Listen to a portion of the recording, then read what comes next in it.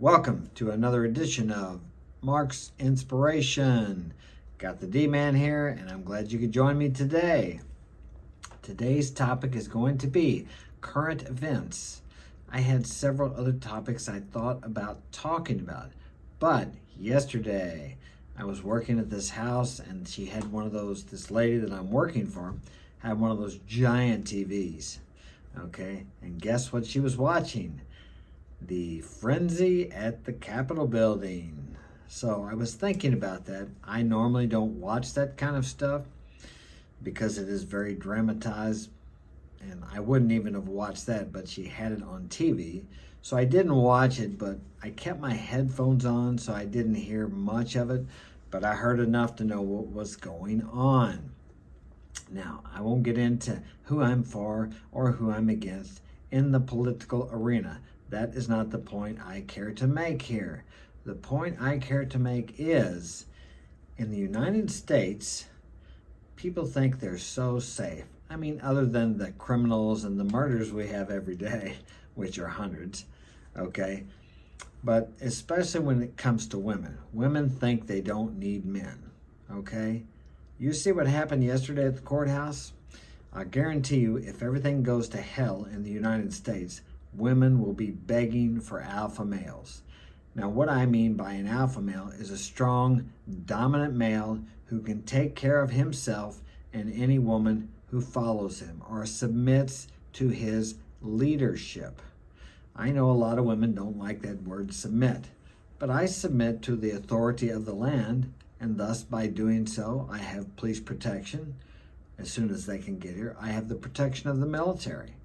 These are all gifts of my submission to a higher authority. They call it the patriarchy, whatever you want to call it.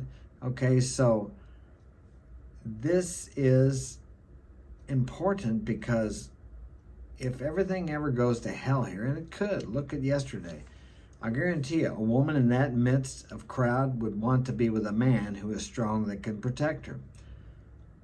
So what I'm saying is women will always be attracted to a dominant, strong male. Now, are you a dominant, strong male? Can you physically protect yourself if the need arises? Can you physically protect your wife, your girlfriend, your lover, your family if the need should arise? Well, if you can't, you need to get into shape or build yourself up to where you can do that, because it is very important. I know we're in this age of technology where we can really just push a button, or at least the government can, and kill thousands of people, maybe even millions of people. But when it comes right down to it, hand-to-hand combat is always the last resort, when all these mechanical and technological avenues of destruction and death and protection fail us. And there comes a time when they do fail you. You can talk to any soldier in combat. A lot of times it gets down to hand-to-hand combat, you and the other man, okay? Your gun doesn't help you, your technology doesn't help you, maybe you don't even have a knife. And you better be strong, and you better be strong within yourself.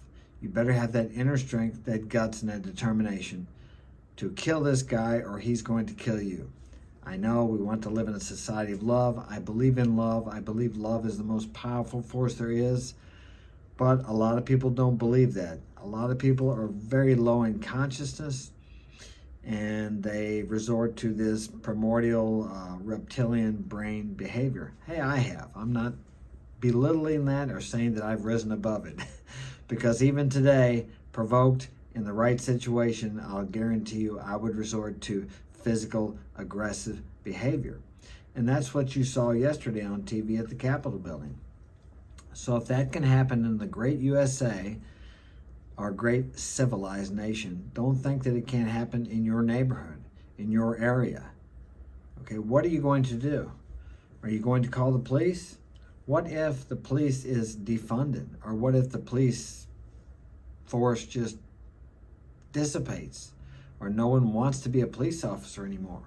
I've lived in a country where there were 20,000 policemen. I was friends with the director of the police in this country. It's a third world country.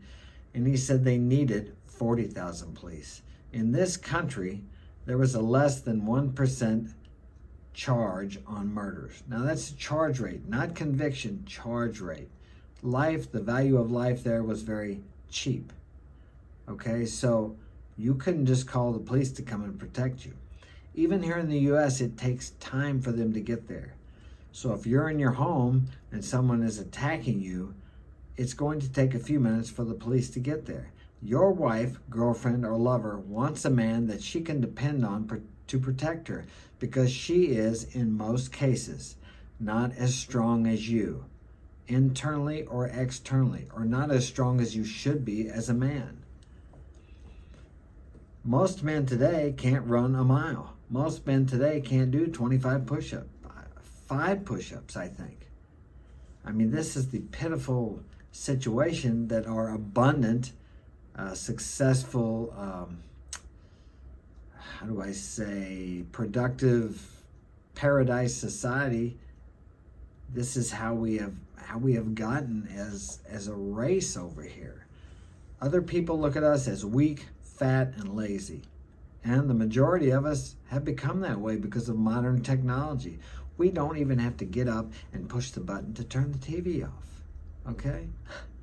We certainly don't have to go out and shovel snow. We'll pay someone to do that. Some of us do that. We don't have to do much of anything. Everything is done for us. I watched this show called, was it Wall-E? I think it was, where all the people had gotten so fat that they had to ride around on these little machines. And if they fell off of them, they had to call other little Wallies, or what, little mechanical men, to come and pick them up and put them back up on the machine.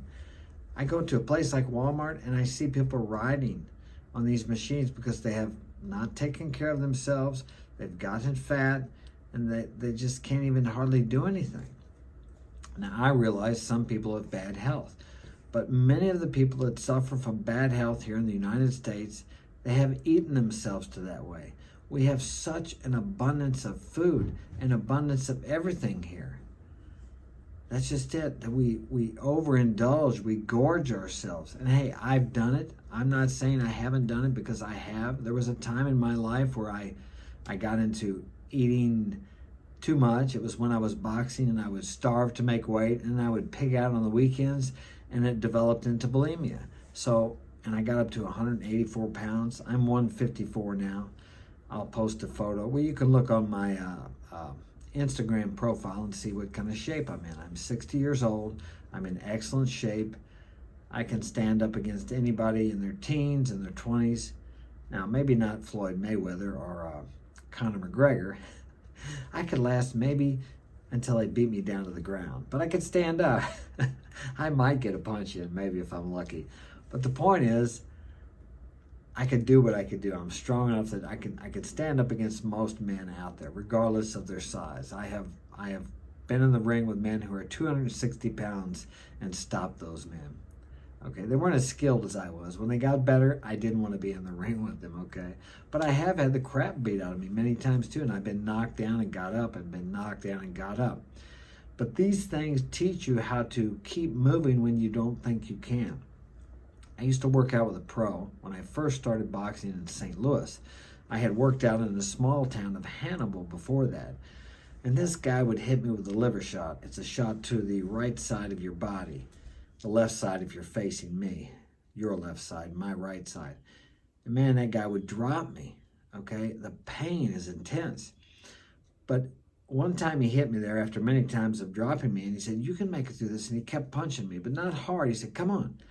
And what he taught me by that was I could work through this pain, and I could actually fight without falling down, even though the pain was intense, okay? And another time, or more times than one, I have been hit so hard that what they call knocked out on your feet. I have experienced that, but yet I was able to fight enough that the man on the other side, the man trying to hit me, could not tell that. These are all things that I learned over a period of time. These are things that a man may need in his life. And whether you ever need them or not, the point I'm making is, if you know that you have that capability, excuse me, to stand up against any man, you may get your butt handed to you, but you can stand up against them. That gives you an air of confidence that women are attracted to. Women like that. They can feel that. It gives you a sense of inner strength, self-confidence, self-worth, a feeling of determination, of perseverance, everything that you need to attract beautiful women and to keep them and to feel good about yourself, to feel confident in the world, to go out there and achieve and pursue and chase after your mission and your purpose. You don't have to chase after women when you're doing that. If you chase your purpose, your mission, your vision, women will chase you. I'll guarantee you. That's just the way it works. Whatever you chase signifies that it's running away from you, or indicates that it's running away from you. If you're chasing something, that means it's leaving you. You don't have to chase. Just be the man that you are, the man that you desire to be, the man that all men want to be like, and the man that all women want to be with. Think about that. It's all inside of you. Okay? Smash that like button, subscribe, and if you would like to get my help personally, you can contact me at marksinspirationalguidance@gmail.com. Have a great day. Stay away from the Capitol building, okay? It doesn't look too safe there. Anyway, I'll see you later.